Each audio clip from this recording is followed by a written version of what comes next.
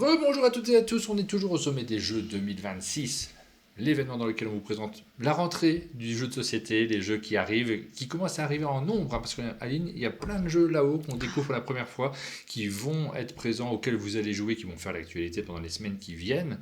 Et nous recevons Violaine de la boîte de jeux. Bonjour Violaine. Bonjour. Bonjour. Salut. Ravi de te recevoir ici au sommet des jeux. C'est ton premier sommet des jeux ? C'est mon deuxième. Ouais, c'est ton deuxième. Tu étais déjà l'année dernière. C'est ça. Bon, là c'est rodé, tu connais tout, tu as retrouvé tes habitudes, tu refais les mêmes animations que l'année dernière. Il y a des...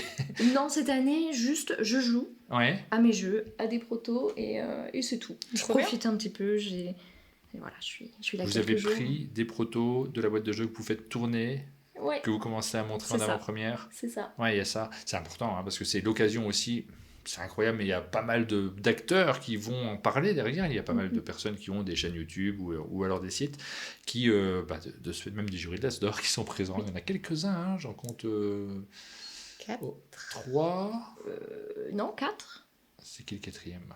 Moi j'ai Marie, Pénélope et Maxilda. Nathalie, effectivement, il y a Nathalie également. Ouais.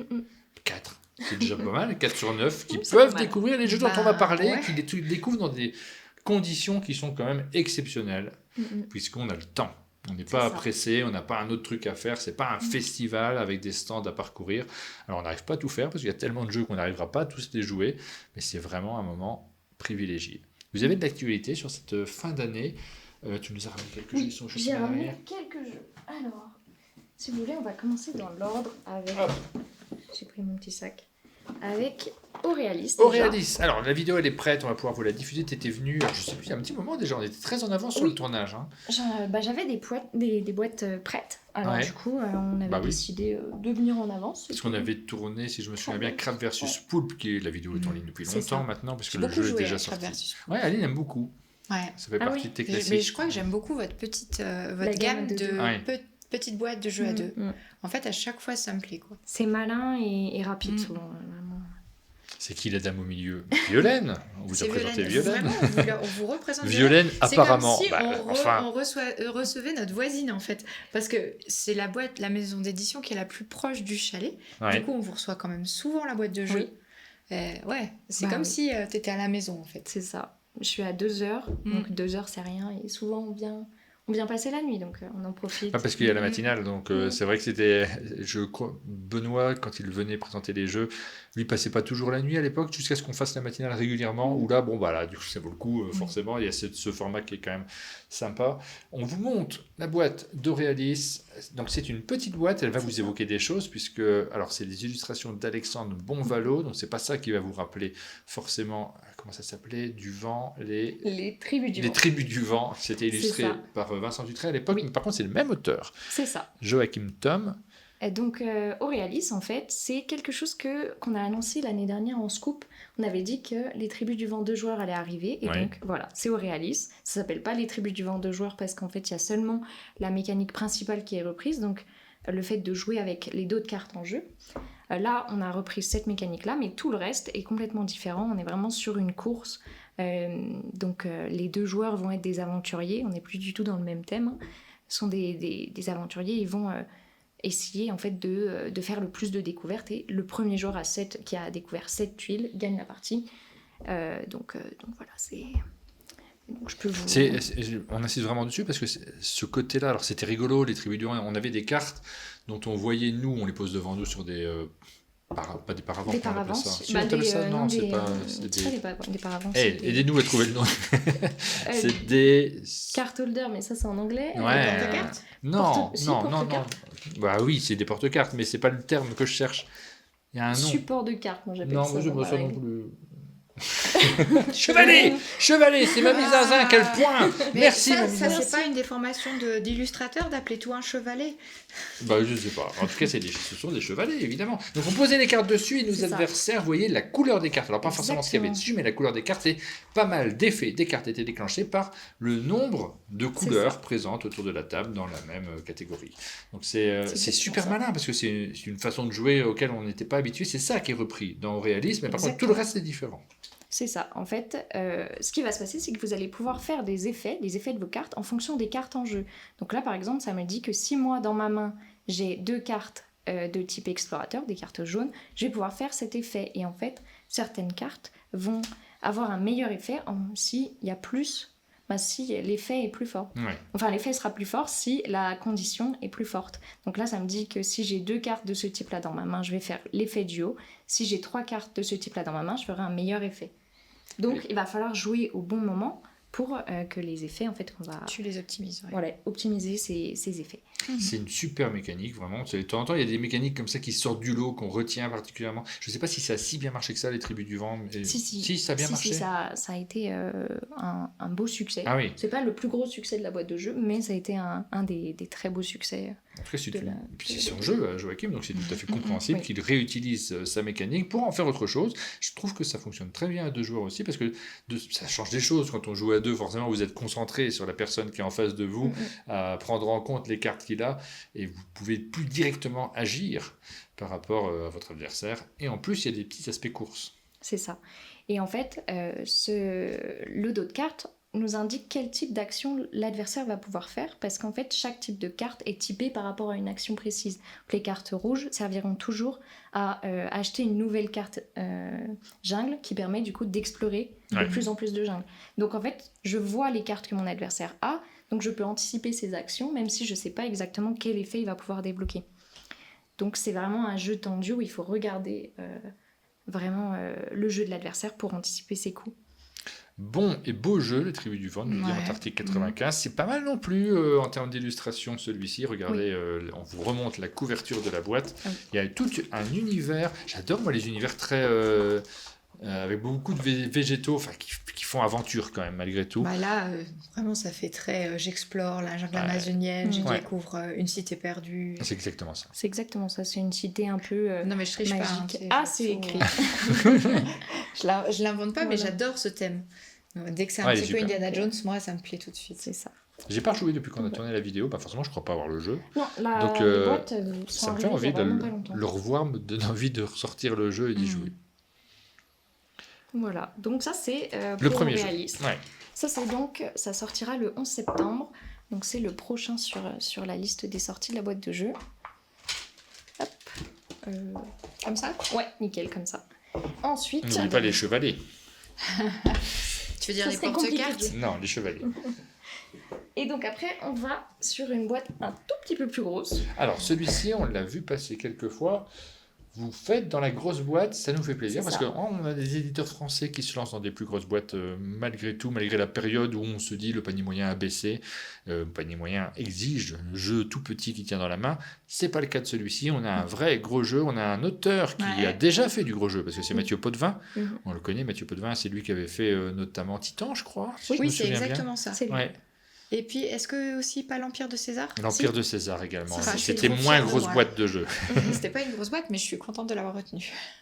En quoi ça consiste, Nier ? Et donc, Nier, c'est un jeu expert de civilisation, du coup. Nier, l'écho des civilisations. Illustré par Anthony Wolf, comme pour It's a Wonderful World, on est notamment connu là-dessus. Donc, c'est un jeu qui dure quand même assez longtemps, mais avec une mécanique très simple. À notre tour de jeu, on va seulement jouer 2 cartes. Ensuite, on en repiochera 2. On joue 2 cartes, soit pour... Moi, je peux vous montrer, en fait, ça sera beaucoup plus simple. Soit pour l'effet de la carte. Oui. Hop. Il y a quand même pas mal de matériel. Je dézoome peut-être un peu, parce que là, j'avais zoomé pour les cartes de micro-héros, et je ne sais pas si... Hop. Là, c'est macro-héros, du coup. Donc, on va jouer à notre tour nos cartes, soit... Donc, de 3 façons différentes, soit... pour leur effet. Donc on va payer le coût en or et il faut avoir le prérequis en ressources. Et ensuite on pourra activer l'effet. Ou alors on peut le jouer pour son dos et ça nous permet de placer sur la grosse map qui sera construite au milieu. On va pouvoir placer un bâtiment. Chaque bâtiment a un effet particulier qui va permettre de s'étendre. Vu que c'est un jeu de civilisation, on va essayer de développer notre civilisation. Et donc il y a une dernière utilisation, une troisième, ça nous permet de récupérer un jeton qui est un scoring de collection. C'est un peu l'action de bord qu'on fait à la fin pour compléter une collection, on va faire ça. C'est pas une action principale, vraiment, vous allez surtout jouer vos cartes, soit pour leurs effets, soit pour leur bâtiment. pour vous étendre. Ah, ça sent le jeu de civilisation. Les cartes comme ça, déjà, rien quand on les voit, on se voit dans la situation autour de la table pour essayer de développer notre empire. Tu lui donnes des puzzles géographiques comme ça, Ouais, et ça y est, déjà, tu l'as conquis. Mais tu sais que je l'ai vu plusieurs fois, ce jeu. Je l'ai vu... on le voit là-haut aussi. Oui, là-haut, il est sur les tables, mais je l'ai vu quand on s'est déplacé sur la présentation. Alors, chez Gigamic notamment. Alors, c'était pas Gigamic. Non, chez BlackRock. Non, c'était pas chez BlackRock, c'était directement chez Hachette. Quand il y a eu une présentation, il y avait du livre sur la table et t'as pas le temps sur ce genre de choses. Quand tu vois 30 minutes par joueur, je veux pas m'installer là et faire que ça de la journée. Donc, tu le vois de loin. Et ça fait plusieurs fois que je me dis, c'est celui-ci, j'aimerais bien jouer, mais au final, je fais du Flip 7 ou des petits jeux rapides parce que là, on a le temps d'y jouer malgré tout. J'ai hâte de le découvrir aussi, celui-ci. C'est sûr. Puis en plus, je pense que c'est clairement ton type de jeu. J'ai beaucoup de types de jeux. Je reconnais quand même que je ne sais pas quel est mon type de jeu moi-même. Ça, c'est déjà un indice que c'est ton type de jeu. Ouais, il y a pas mal de choses qui me plaisent bien. Donc voilà, ça c'est un gros jeu avec une mécanique toute simple, mais finalement, il y a tellement d'enjeux différents, tellement de scoring différents, que c'est en ça qu'il est expert. Tu as dit 2 actions possibles, mais tu fais... Oui, c'est ça. Moi, là tu m'as fait envie.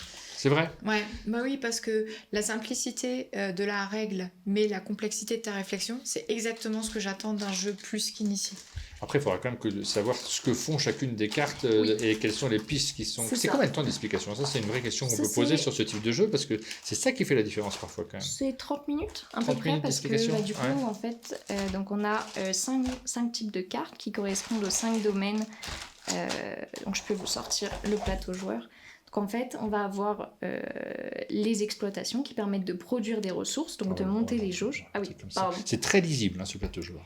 Ouais. Donc on a les exploitations qui permettent de monter les ressources. Les ressources, ça va nous permettre de construire les cartes que je vous ai montrées tout à l'heure. Elles ont chacune un coût de construction en or et en ressources. Donc avec ça, on va monter les ressources. Avec les commerces, on va gagner de l'argent, parce qu'évidemment, sinon, on ne peut pas avancer. On a les routes qui nous permettent de nous déplacer, justement, d'étendre notre civilisation en nous déplaçant sur les hexagones. Ensuite, on a évidemment l'aspect militaire, on va pouvoir aller attaquer nos adversaires.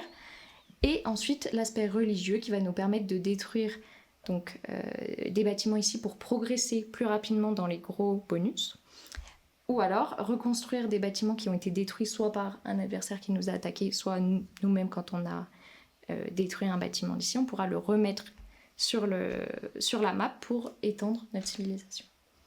Voilà. Et ensuite, donc chaque paquet de cartes correspond, vous voyez, il y a les cartes bleues qui correspondent au transport, les violettes, et donc elles ont des effets qui sont en rapport avec le commerce, la production, tout ça. Voilà. Ça se joue en 12 tours, divisé en 3 âges. Donc au début, on va construire notre civilisation, et à la fin, on va vraiment scorer... sur le dernier âge, on va vraiment scorer tout ce qu'on a construit pendant tout ça. Mais est-ce qu'on n'y avait pas joué au chalet d'ailleurs? Si. Parce que je te dis, j'ai envie d'y jouer depuis que je vois la boîte finale, mais ça me en voyant le matos, je me rappelle. Non, oui, on avait fait une partie, mais il y a longtemps déjà, oui. ça remonte un petit peu déjà. C'était pas du tout la version finale, c'est la version proto. Oui, ma mémoire quand même. Et d'ailleurs, tu nous avais mis un beau 50 points, je pense. Je me rappelle pas du tout. Ça, par contre, j'aurais bien aimé me rappeler. Mais... Non, je me souviens bien que toute la partie, on pensait que tu étais très loin derrière. Et après, sur les scorings de fin de partie, tu nous as mais ça, c'est bien l'histoire de ma vie. Je l'ai partie avec Martin, c'est tu crois que tu vas gagner, il râle un peu, à la fin, il gagne. Et toi, t'as plein de points dans la vue. C'était ça. On se sentait bien, et au dernier moment, tu t'as tout remonté avec... Du coup, j'ai encore plus hâte d'y rejouer. Voilà. Donc ce Nier va paraître. Il paraît quand tu nous as dit pour ça? Celui-là, ouais, c'est ça. Il sera donc en précommande là-bas, en anglais, en français, et sa sortie suivra la semaine d'après ou celle qui suit. Tu vois, le problème, c'est que je me rappelle tellement peu de ce que je fais qu'il faudra quand même que je me retape toutes les règles. Parce qu'on aimerait bien pouvoir se souvenir des règles par cœur en disant c'est bon. Et puis je me rappelle des stratégies et tout, c'est pas du tout mon cas. Mais on vient bientôt au chalet pour la vidéo, donc... Donc normalement, tu auras les règles en tête. On vient début septembre, il me semble. Oui. Qu'on va encore se voir. J'ai envie de demander une question un peu plus personnelle. Est-ce que tu crois que Thibaut s'est entraîné à de nouveaux talents insolites? Parce que ces talents insolites? La dernière fois, il lançait des... Ah oui, comment ça s'appelle? Un lance-pierre, Une une fronde. Il avait des techniques de lancer de fronde qui étaient impressionnantes. Il nous avait fait des démonstrations, on était bluffés. Vraiment, c'était dingue de le voir faire. On avait tous essayé, évidemment, nous on était nuls, mais lui il était incroyable. Et il a dit qu'il allait s'entraîner pour la prochaine fois. Et là, je vais le mettre sur l'harmonica, je pense. Oui. Comme ça, l'harmonica. Oui, on va changer un petit peu de talent. Ouais, c'est super. On va le mettre là-dessus. On le fera jouer en émission. Voilà pour Désolé Thibaut, mais on t'embrasse. Voilà pour ces 2 jeux que vous présente aujourd'hui. Je tiens à signaler que dans le chat, on souligne la qualité de tes explications. En fait, ça me faisait rire, ça. C'est étoineux. Merci d'être présent pendant les émissions, mais qui te... Il t'a boosté? Oui, on dirait que qui suit depuis le début, c'est qui la dame au milieu, elle a l'air sympa, bonne découverte. C'est que des copains, hein, je vous le dis. Okay. Il faut pas dire que vous êtes en live quelque part, parce qu'après, on vient vous embêter. Ou te soutenir. Me soutenir. Oui, Viens me soutenir. C'est plutôt ça. Oh, merci bien. Mais je suis venue avec une dernière petite chose. Ah, qui va peut-être compter dans les scoops. Dans les scoops. Un scoop, on veut du scoop. Nous, on est payé au scoop. Alors, si je sors ça, peut-être que les gens vont reconnaître. Ah, mais je connais ce jeu. Ça, c'est une boîte. Alors, oui, c'est pas la bonne boîte du tout. C'est pas la bonne taille de boîte. C'est un morceau d'une boîte de It's a Wonderful World. Donc, c'était à l'époque des financements participatifs et tout ça. Un classique de Frédéric Guérard. Il y avait Benoît Bagné aussi qui a pas mal travaillé sur certaines versions de ce jeu-là. Il avait fait tout le développement chez nous avec Ori Games aussi. C'est un des gros succès de la boîte de jeu. Il est toujours disponible au catalogue? Oui, c'est notre plus gros succès et il se vend toujours très très bien. Ouais. Le jeu de base, les extensions forcément un peu moins. Attends, t'es en train de nous dire qu'il va y avoir de la nouveauté autour de cette gamme? Une autre extension. Une autre extension? Une extension coopérative, du coup, qui va sortir en 2027, début 2027. Donc, on espère pour Cannes. Ouais. Donc, coopératif, mais c'est pas du tout un jeu coopératif. C'est pas du tout un jeu coopératif. C'est même un jeu assez méchant, notamment la version 2 joueurs qui est particulièrement traître, parce qu'il faut mentir aux joueurs qui sont en face de vous. C'est ça. Et là, on va jouer ensemble. Donc, on peut réutiliser le jeu de base et ensuite, on va ajouter donc, des mécaniques, des nouvelles cartes qui travaillent sur la coopération. Donc là, c'est vraiment du proto-proto. Mais vous voyez, on a des cartes qui vont se construire en fait à 2 joueurs. Donc un premier joueur construira cette partie-là et ensuite il transmettra à l'un de ses voisins la carte. Il n'aura plus qu'à la terminer et il obtiendra la production. Donc souvent, c'est très avantageux parce que là, ça fait une production de 4 alors qu'on n'a payé que 2. Voilà. Et on a donc cette première mécanique. Et ensuite, on aura également des cartes qui vont être placées entre les 2 joueurs et on va les construire ensemble. Et ensuite, l'un des 2 récupérera la carte. Il y a d'autres choses, évidemment, je ne vais pas tout dévoiler, mais vraiment quelque chose où la coopération... voilà, vous allez vraiment très jouer présente, à être parce que c'est un jeu mécanique, c'est un jeu dans lequel il faut construire un moteur, donc j'imagine que là, l'aspect coopératif va être particulièrement tendu. Si on perd, ça sera forcément la faute. Ça joue à combien? Ça sera du 2-7.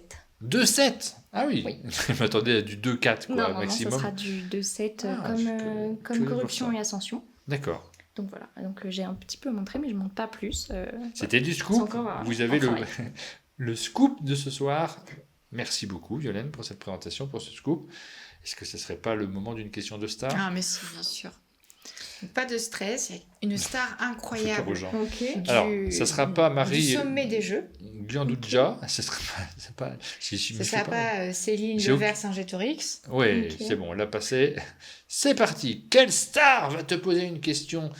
On reste sur Marie, j'ai l'impression, je reconnais, mais c'est Marie Giordana Del Rey qui va te poser une question. Elle est présente. Giordana Del Rey.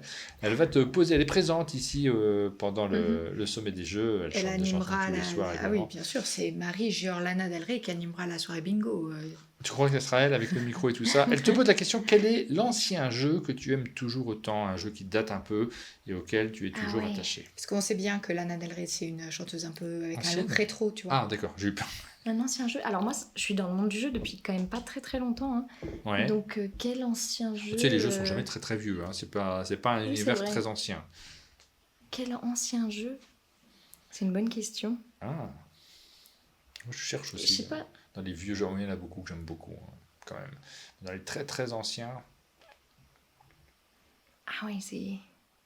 Moi, par exemple, j'ai rejoué à Othello il y a pas longtemps. Je voulais l'expliquer à un plus jeune. Pas si vieux, Othello. C'est pas récent, récent, quoi. qu'est-ce que vous appelez vieux? À partir de tu quand sais, un jeu est vieux? c'est à ton échelle, j'ai envie de dire.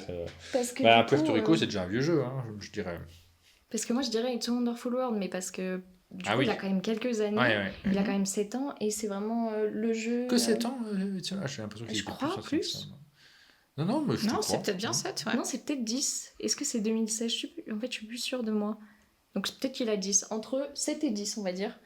Et je trouve que c'est quand même déjà un gros jeu pour... un ancien jeu pour moi. Ouais. Mais c'est vrai qu'il ressort assez souvent parce que... En fait, la mécanique est assez simple une fois qu'on la connaît. Bonne réponse.